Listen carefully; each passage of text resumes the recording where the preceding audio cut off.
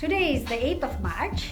It's International Women's Day, and every 8th of March I interview an international lady who is a solopreneur or an entrepreneur. My name is Kirtika van Hunen, and my entrepreneurship is called Between Two Cultures. And so I'm going to interview a lady who's between cultures. Today her name is Binita Sotang. Welcome, Binita Sotang. Namaste, Kritika. Namaste. Namaste to viewers of Kritika. My name is Binita Sotang. I am from Kathmandu, Nepal, and I'm in this country for the last 2 years. Okay, you're in the Netherlands for the last 2 years. 2 years. Yes.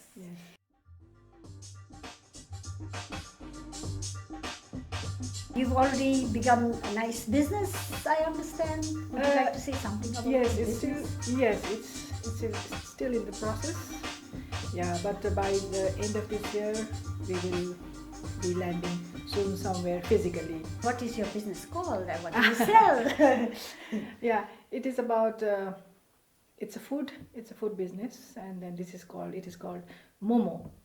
And I'm getting a bit difficulties to make people understand what Momo is, which I really don't like to, but I have to take a reference, and I have to compare this Momo with dumpling. Okay. So then it will be a bit easy, but still I like my customers to call them Momo.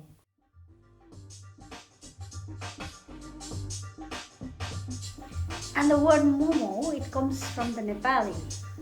Actually it comes from Tibet.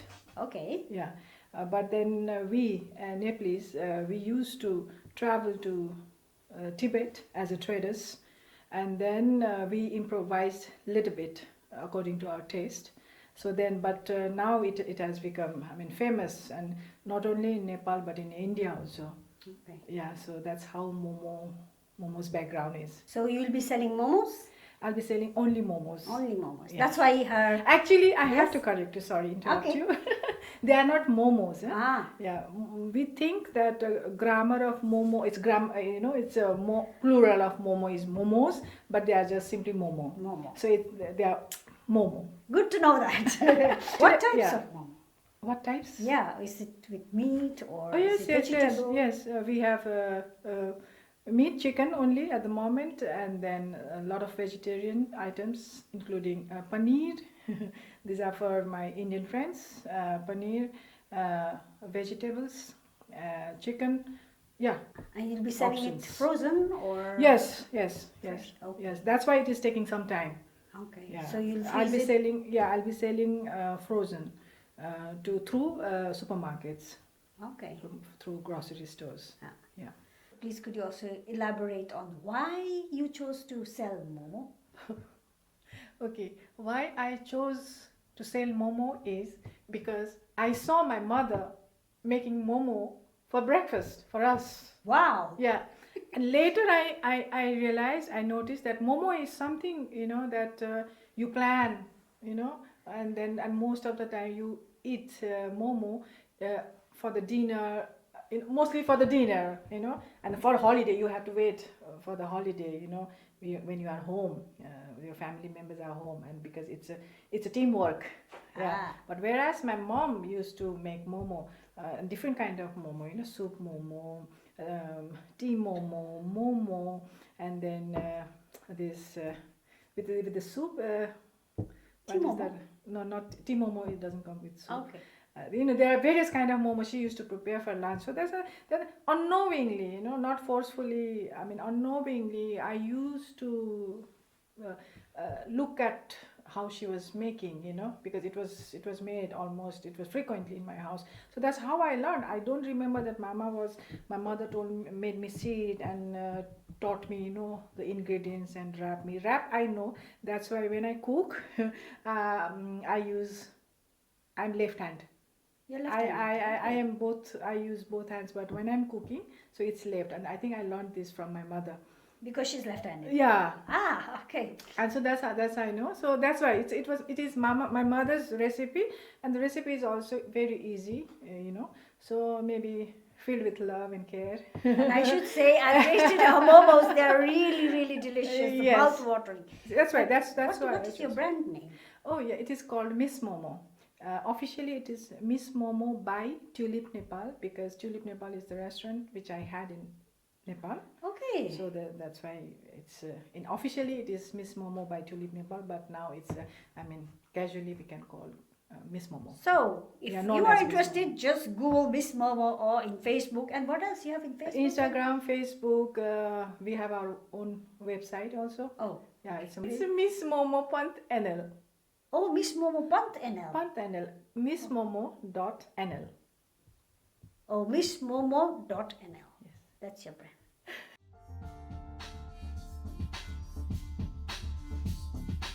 Now to rewind a little bit, Sure. how did you land up in the entrepreneurship? What is your story? Where you were in Nepal all these years? Were you an entrepreneur there? Let us know what you did there. Okay.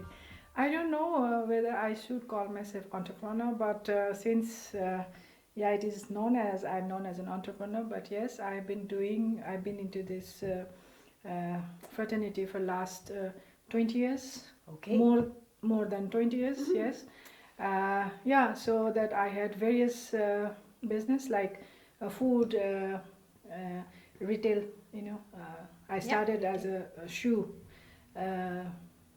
In shoe business, but Okay. for women, for ladies' shoes. That's how I started. Then in Nepal. In Nepal, yes, in Okay. Nepal. But later I had 2 branches in India also, mainly in Darjeeling. Yeah, Oh. yeah. And then since we are very foodie, I'm also foodie, so that's why I thought that okay, why not food? And then slowly I started restaurant business, and then restaurant turned into boutique hotel. Boutique hotel. Boutique hotel, Please can you yeah. explain what that is? What do you mean? What do you mean by boutique hotel? It's a small hotel. It's a small hotel. It's not like a hotel, but it's a small hotel with like 8 to 10 rooms sometimes. But I didn't have that much knowledge about hotel because I'm more into restaurant. So when my partner joined my business, so then she decided to turn it into hotel business. But then I didn't take part that much in that area. Okay, so it was But a I would still love to do as a restaurant, and food only. When do you think you will really launch your business in the Netherlands? It has launched already. I think it is registered already. It's been 1.5 years already. And that, but since I told you that I had some good and bad experience in business to customers. We call it B2C and B2B. Yeah. But this time I've started because I have my experience. And since it's been 10 years, so I think that is the confidence also I have. So that's why I'm turning into. I'll be doing more into business to business than business customers. Ah. Yeah. So that's why I have to go through a proper way.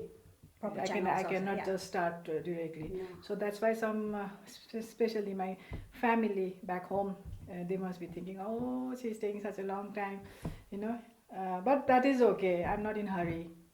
Okay. Yeah, but I'm giving my 100%. So let's see. But recently, I think it's been a month only. That we are just trying to put them in our menu also with the frozen, and I'm so glad. And I just spoke to Anurag also before you came that it is turning out in a positive way. Now even the customers, my regular customers, they understand, they appreciate the frozen ones, and then there's a demand. There's a demand.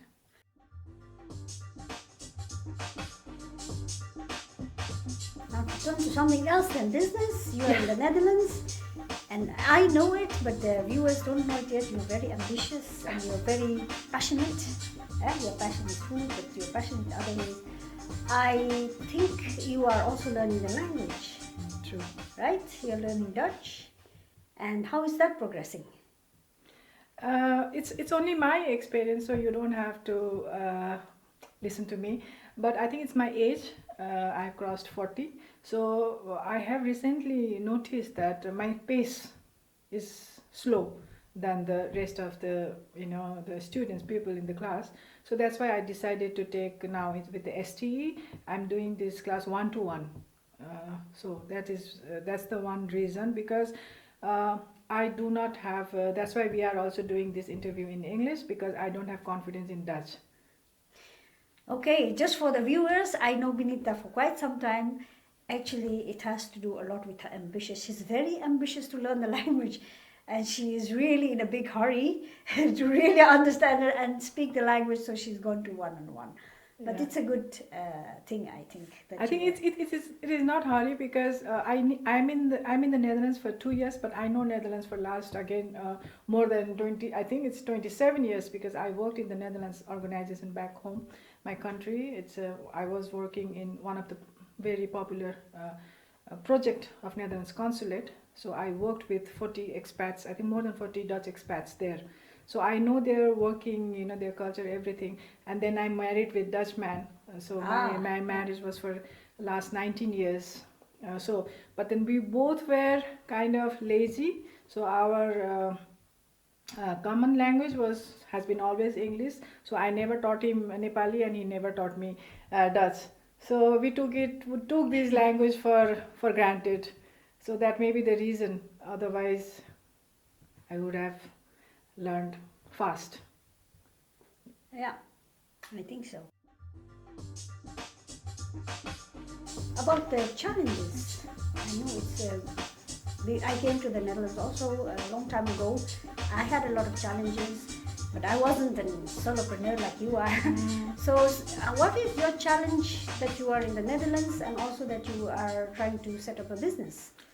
Yes, I knew that I would be facing these challenges, so that's why I was very careful. So when this thought came into my mind about my business, I just straight went to the ondernemers klankbord.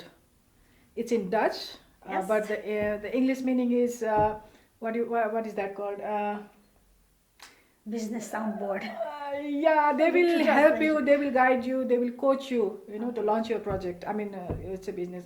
So when I enter this organization as a dreamer, only. You have to start somewhere. Yeah. But of course, I had experience, but in this country, everything is new for me, from language, especially the language and the whole system. I didn't want to make any mistake. So then that's how I took refuge on them, and they are very nice. Was it in English? Did they coach you in English? or Yes, in Dutch? in English. In Okay, English. that's very interesting English. to know. In English, and then you can, if someone is thinking of starting their own project and they have no idea how to do it, and I think there's a klankbord in every cities they have on the name is klankbord. Yeah, we did research for, with the help of my coach. We almost even today we are still working on it, but it took 1.5 years completely. Okay. Yeah, then And do you have to they pay guide for it, you. or is it free? Actually, you can pay also, but I didn't have to pay. Why not? Because because I was just when I came to Netherlands, and I think it's just I think in a couple of months, not even 6 months, that I got divorced. Oh, Yeah, so maybe that is the background. Because of that background, they wanted to, I mean, do it for help free. you Free. charge free. Yeah. Okay, that's Yeah. very nice. Yes, Yeah, very okay, nice good of to them. know. Yeah. Okay. In this country, you feel really safe. They don't care where you are coming from. Where you are coming from, what your background is, but they are really, really, really, really helpful. As And long as when you're when motivated. they see you that you're a woman, you woman, of course, then then I was like, I'm still pampered. You feel pampered. I That's feel nice. pampered from government, wherever I meet Dutch people. So I don't feel that discriminated here in this country.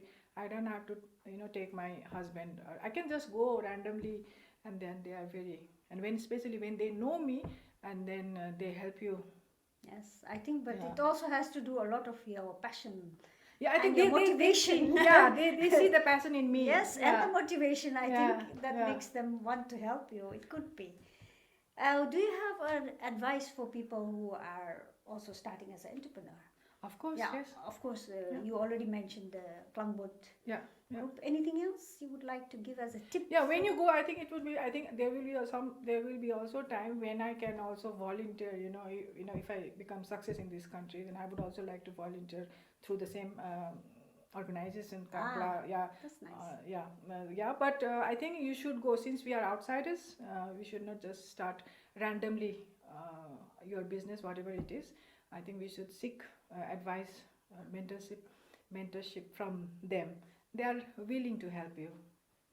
Yeah. Okay. Yes. That's very nice. So Would you like- don't risk. Just don't. At least go and consult with them. Yeah. That's any more advice?